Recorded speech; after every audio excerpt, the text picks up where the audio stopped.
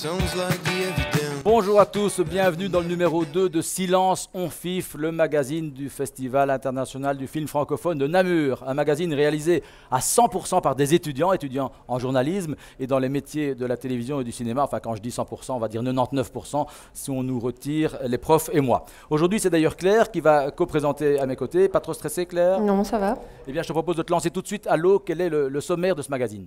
Alors aujourd'hui, nous allons nous glisser dans la peau de figurant le temps d'un casting. Charlotte va nous donner son point de vue sur le long métrage Je me tue à le dire, dont le réalisateur et l'acteur sont présents sur le plateau. Nous allons également faire une petite pause musicale dans les rues de la ville avec notre vidéomaton. Nous ferons ensuite un tour en taxi aux côtés de l'actrice Luna Azabal. Et enfin, nous partirons à la recherche de l'actrice Laura Smet pour le défi du jour de Nicolas. Bien, entrons tout de suite dans le vif du sujet. Vous le savez, cette année, le festival fête son 30e anniversaire, 30 années passées à promouvoir, à mettre sur le devant de la scène le cinéma francophone du monde entier. Et pour célébrer cet anniversaire, eh bien, Capucine, une des étudiantes, a eu comme idée de demander à quelques fidèles, à des fidèles festivaliers, d'évoquer des films qui ont été primés ici au FIF et qui ont compté pour eux. Et vous allez le voir tout de suite, ce sont des films qui nous parlent à tous.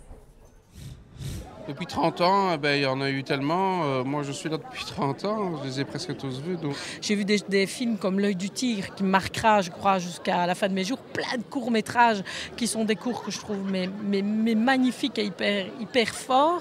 Et maintenant, on va où? Intouchable, Police et La source des femmes. Il y a eu Timbuktu d'Abderrahmane Sissako il y a 2 ans, même sur le régime djihadiste en Mauritanie. قول له لا تغطي راسها مش مليح هكا. إنا مسلسين غفنا ما دي ورتي ورسره. أنا صاريت كده وراس نقرأ هل سدي تجني تمطك ما تمطت تيجي صدي استجدتك ما. Les plus récents, il y a Timbuktu, quand même, l'année dernière. Il y a Xavier Dolan, qu'on a découvert quand même ici au FIF, avec J'ai tué ma mère, un titre 1.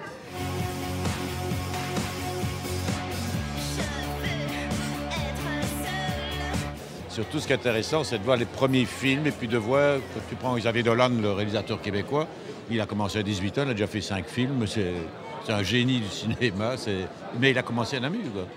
On a présenté ici le film Intouchable, mais que personne ne connaissait puisqu'il n'était pas encore sorti. Alors, c'est autre chose, ça, non? Ça, c'est autre chose, ça, c'est sûr. Ah ouais, hein? Appelez-moi par mon prénom, je réponds plus, là. Brice. Brice. Non, je réponds pas. C'est parti. Il y a un film qui m'a fort marqué, j'étais dans la salle et j'y croyais pas trop, c'était une comédie française, et ça s'appelait Intouchable. Personne ne connaît cette comédie. On était dans la salle et justement derrière nous, il y avait les producteurs qui étaient assez stressés et ils espéraient que ça allait marcher.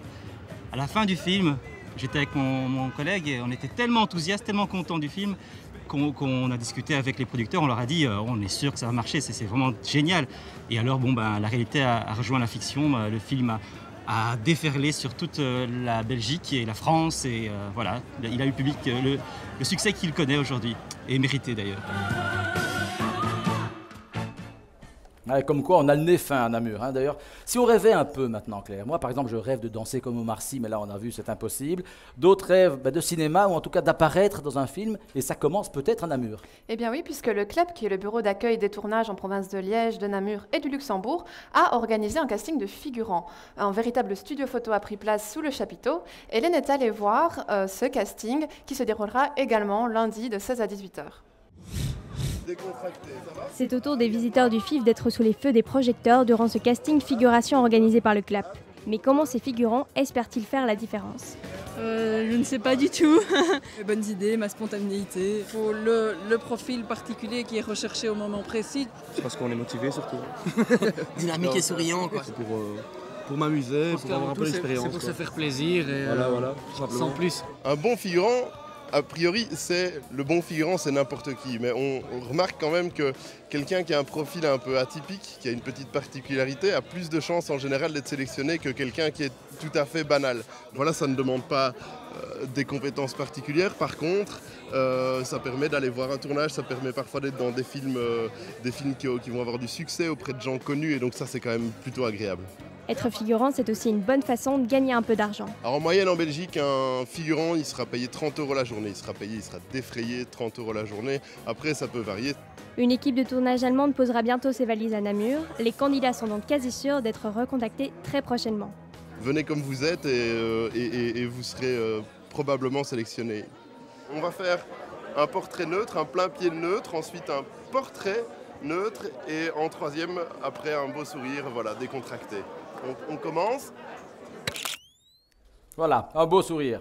Comme chaque jour, nous nous arrêtons dans ce magazine sur un film présenté dans le cadre du festival. Aujourd'hui, c'est « Je me tue à le dire », c'est le titre du film. C'est un long métrage belgo-français qui est réalisé par Xavier Seron, qui nous fait le plaisir d'être sur le plateau avec son acteur principal. Mais d'abord, Charlotte, tu as vu le film. Peux-tu nous dire quelques mots de l'histoire ? Alors, Je me tue à le dire est un film en noir et blanc qui met en rapport l'homme et la mort. Michel Pneu, le personnage principal, est persuadé que la mort est proche depuis qu'il a décidé de placer sa mère malade dans une maison de retraite et de vendre la maison familiale. Il est certain d'avoir une tumeur au sein, comme sa mère, qui lui a donné la vie, mais aussi la mort. Même s'il ne souhaite pas terminer comme elle, d'après lui c'est sûr, il est foutu. Voilà, ça c'est pour la trame du film. On va tout de suite voir un extrait et puis quelques réactions de spectateurs recueillies par Charlotte à la sortie de la vision de presse. Puis après, on te demandera ton avis, évidemment. Ça bouge. Et c'est grave quand ça bouge ou quand ça bouge pas? Je crois que c'est quand ça bouge pas. Enfin, je sais pas, la sœur de Fred, ça bougeait ou ça bougeait pas? Fred? Quoi? Fred, ta sœur, son truc au sein, c'était dur et ça bougeait pas? Je sais plus. Et tu pourrais lui demander? Elle est morte. T'inquiète pas, je crois que sa sœur est passée sous une bagnole. Il y a beaucoup d'humour, il y a beaucoup de choses qui fonctionnent bien, mais parfois ça va un petit peu trop loin. Het is een apart soort humor dat wij hier, godzijdank, blijkbaar alleen nog in België hebben. Hè. Je connaissais son œuvre au niveau des courts-métrages, donc je savais un petit peu à quoi je devais m'attendre, donc, mais voilà, c'était... non, c'est quand même une réussite. C'est un peu répétitif, mais autrement ça va. Il y a plein d'ironie par rapport à tout ce qui est kitsch dans ce monde-là. C'était vraiment très drôle. Enfin, à certains moments, c'était vachement drôle, même quand ça ne devait pas l'être. Il y a un choix de musique qui est vraiment très très beau et à certains moments, il y a des moments de grâce entre la musique et l'image. C'est bien fait et je pense que ça va marcher pour tout public. Bien, maintenant, je suis impatient de savoir ton avis à toi, Charlotte. Eh bien, le film donc, est en noir et blanc et je trouvais que ça apportait un réel plus au film même. Donc on n'y va pas par quatre chemins. Vous avez utilisé un humour noir que je trouve très agréable et je n'étais pas la seule dans la salle. Le film n'utilise pas 30 000 effets et on est tout de suite dedans. La fin, par contre, je la trouvais un petit peu attendue, malgré que je trouve qu'elle passe avec le scénario. De manière générale, j'ai aussi trouvé que certains moments allaient peut-être un petit peu trop loin. Et de nouveau, cela collait au caractère de Michel Pneu, le personnage principal, qui est donc hypocondriaque, on peut bien le dire. Dans l'ensemble, j'ai vraiment apprécié la séance et surtout comment vous avez tourné la réflexion de la mort et puis l'humour que vous utilisez. Bien, on va voir tout de suite ce qu'en pensent et comment réagissent Xavier Seron et Jean-Jacques Rosin, donc le réalisateur et l'acteur du film. Moi, ce qui m'inquiète, ça existe vraiment le cancer du sein pour les hommes ? Oui, malheureusement. Mais comme on le dit dans le film, c'est très rare. Mais ça existe. Donc 3 ans plus tôt, vous avez déjà collaboré ensemble dans Mauvaise Lune pour un court-métrage. Comment ça s'est passé cette fois-ci dans cette collaboration, puisque c'est un long-métrage ? Très très bien. À vrai dire, c'était même avant Mauvaise Lune. C'est depuis l'IAD, l'école de cinéma qu'on a fait. On collabore ensemble depuis là. Et comme ça se passe bien, on récidive. Ça fonctionne. Super. Très bien. Alors j'ai mon avis, mais je voudrais connaître le vôtre. Pourquoi avez-vous utilisé le noir et blanc ? C'est une question d'affinité, évidemment esthétique, on va dire, mais je trouve que le noir et blanc, moi je compare ça souvent à un paysage, le même paysage qui est enneigé, il se passe quelque chose. On voit des choses qu'on n'aurait pas vues avant, d'autres choses qui disparaissent, et c'est ça qui m'intéresse, quoi. Et dans le cas précis, ça permet aussi la coprésence d'éléments poétiques, un peu loufoques aussi, enfin voilà. Question d'un Candide, le noir et blanc, ça coûte moins cher que la couleur ? Non. C'est pas une question d'économie. Ah oui. Donc Jean-Jacques Rossin, vous jouez le personnage principal de Pinocchio. Tout à fait. Et comment vous êtes-vous préparé à ce rôle? Alors, comment je me suis préparé à ce rôle? Eh bien, on a travaillé pas mal en amont avec Xavier. Comme Xavier le dit, ça fait longtemps qu'on se connaît, donc on a déjà en fait eu l'occasion de travailler ensemble sur des courts-métrages. Et quelque part, Michel est un peu un cousin en fait éloigné, mais un cousin des autres personnages que j'interprétais dans les autres courts-métrages de Xavier. Et puis on a fait quelques impros, puis le texte était très écrit aussi, donc on a bossé pas mal de scènes. On s'est vu pas mal. Et puis alors après, on a vu, je crois qu'on a vu quasiment tous les comédiens, tous les autres comédiens, tous les autres personnages. Donc la rencontre avec les autres personnages pour voir comment ça fonctionnait. Et donc voilà. D'accord. Alors une dernière question. Donc, dans le scénario, il est mis en avant que chacun aurait un rôle précis durant sa vie. Et d'après vous, quel est le vôtre? Un rôle précis durant sa vie? Oui. Question métaphysique. Hein. Oui, c'est peut-être un petit peu tôt pour être métaphysique. C'est vrai qu'étrangement, je pose pas la question dans ce sens-là. Oui, j'imagine il vaut mieux se dire que la vie a un sens, qu'on a une fonction. Vous ne prenez pas pour Dieu comme d'autres, quoi. Non, pas encore.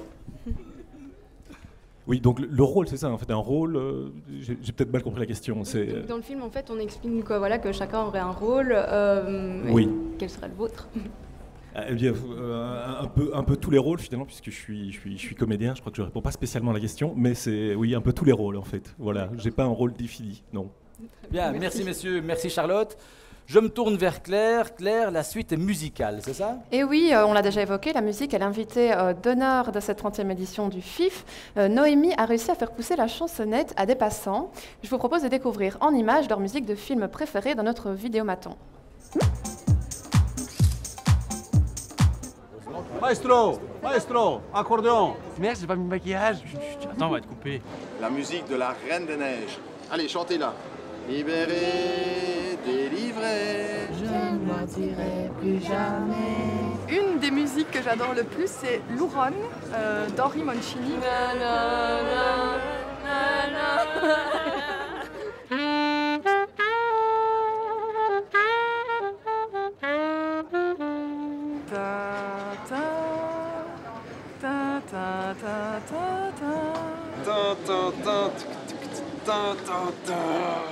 Ouh là là là là là là, la musique de film.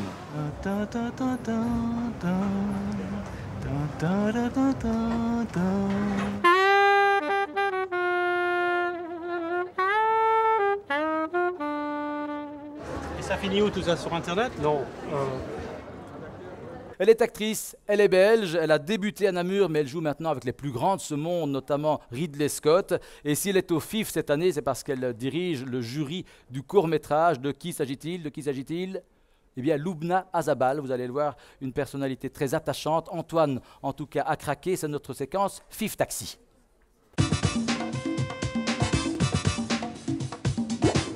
Tu me dis quand t'es prêt. Clap. Voilà. Oui, c'est pas mon plus joli profil, mais c'est pas grave, t'es étudiant, je te pardonne. Oui. Tu sais que t'as les yeux de Julien Lepers. Ah oui? Non, on me l'a jamais dit. T'as le regard de Julien Lepers. Ah bon? Ah oui, je te promets. Ah ben. Là, comme ça, c'est Julien Lepers. Je prends ça pour un compliment. Mais oui, j'aime beaucoup Julien Lepers. Ah, d'accord. Mais c'est vrai, Eh je bien, regarde voilà. ses émissions depuis que je suis bébé, quoi. Bon, je ne jetterai pas mes fiches comme lui. J'ai le plaisir d'accueillir aujourd'hui dans le FIF Taxi Lubna Azabal. Bonjour Lubna. Bonjour. Alors, vous avez eu l'extrême gentillesse d'accepter notre entretien parce qu'on était étudiants, donc vous avez voulu nous donner une chance. C'est très gentil à vous. Oui, c'est plus qu'une chance, c'est juste que je me suis imaginée moi à 20 ans étudiante et ça m'aurait fait mal au cœur qu'on me dise non, quoi. Donc je trouve ça bien de rencontrer. Vous êtes les réals de demain, les cinéastes de demain, et vous êtes notre futur. Et puis peut-être qu'un jour, quand j'aurai 90 ans, vous allez me dire on a besoin d'une arrière-grand-mère, est-ce que tu peux le faire? Donc voilà, j'aurai du travail. Quel est, pour vous, qu'est-ce que ça représente, qu'est-ce que ça évoque le FIF? Oula, ça évoque d'abord mon tout premier festival quand j'étais toute jeune, voilà, que j'avais 18 ans. Je venais de faire un long métrage qui s'appelait Les siestes grenadines. C'était ma toute première vraie grosse expérience dans le monde du cinéma, dans le sens où c'était un long métrage. J'avais fait quelques courts métrages à l'époque, mais voilà, où là, le film était projeté dans un grand festival. Et puis, ça représente un basculement où, du jour au lendemain, je me retrouve dans un univers qui m'était totalement inconnu et étranger jusque-là, l'univers de la lumière. Voilà. Et en 2010, vous étiez déjà au FIF, mais pour présenter votre long métrage Incendie de Denis Villeneuve. Et qu'est-ce que ça fait maintenant de passer de l'autre côté de la barrière? Donc vous êtes juré et plus jugé. Ma responsabilité, c'est d'avoir un regard à la fois exigeant et bienveillant sur les films, parce qu'il faut avoir conscience que, de un, tous les films qui sont présentés ont forcément des qualités, parce qu'ils ont été, par le simple fait d'avoir été sélectionnés. Ouais. C'est du travail derrière, c'est des nuits d'insomnie, c'est des gens qui ont pour la plupart du temps travaillé sans être rémunérés. Donc, et c'est un travail, voilà. Comment est-ce que vous faites pour choisir? Est-ce que vous recevez déjà beaucoup de demandes pour jouer dans des films de réalisateurs? Est-ce que vous recevez beaucoup de scénarios? Et comment est-ce que ça se passe, le choix que vous jouez dans tel film ou tel film? Le scénario. Je reviens toujours au scénario.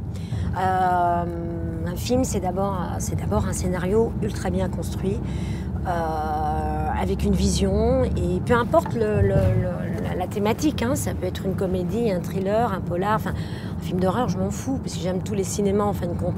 Mais s'il n'y a pas de scénario, il n'y a pas de film. On peut avoir d'excellents acteurs, et si le scénario est bidon, le film ne tient pas, et moi, ça me prend pas. Donc, scénario et derrière un bon casting. D'accord. Et un bon capitaine de bateau, c'est le réalisateur. Il fait très chaud dans ta voiture, dis donc. Il fait hyper chaud, c'est vrai, c'est énorme. Je dégouline. Oui, pareil. Le FIF 30 ans, quelles sont vos attentes pour cette édition? J'ai pas d'attente.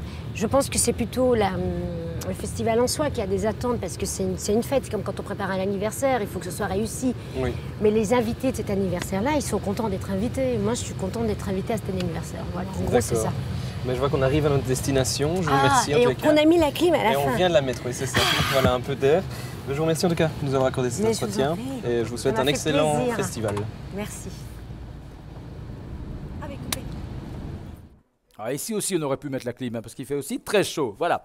Chaque jour, dans Silence on FIF, une photo est mise à l'honneur, photo prise par un étudiant en photographie, évidemment de la Elbe, la Haute École Libre de Bruxelles. Et aujourd'hui, elle est signée Lucas, et vous le voyez, c'est un Namur imaginaire, puisque le cliché mélange les toits de la ville et l'affiche du FIF 2015. C'était d'ailleurs pas facile de choisir, tellement il y avait de photos de bonne qualité.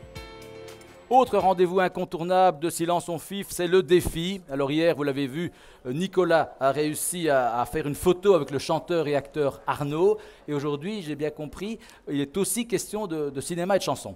Et oui, vous ne le saviez peut-être pas, mais le chanteur Johnny Hallyday a plus d'une corde à son arc, puisqu'il a également tourné dans de nombreux films. Sa fille, l'actrice Laura Smet, est présente au festival en tant que membre du jury long métrage. Nous avons donné à Nicolas le défi de la rencontrer et de lui demander de citer 3 films de son père. Regardez. Laura Smet, attrapez Laura Smet, attrapez Laura Smet, attrapez Laura Smet, attrapez.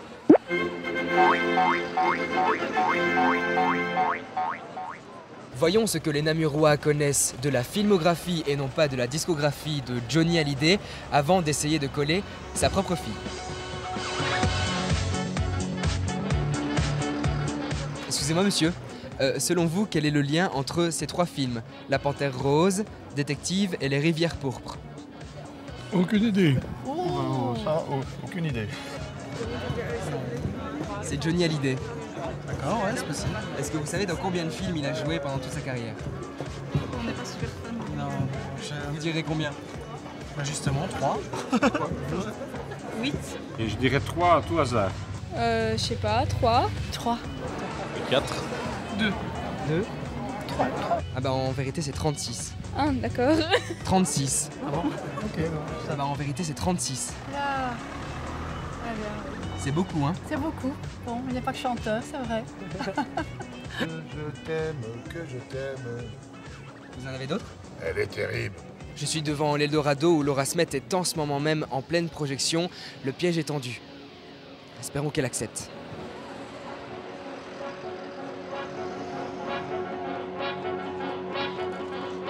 Oui, non, je comprends. Merci en tout cas.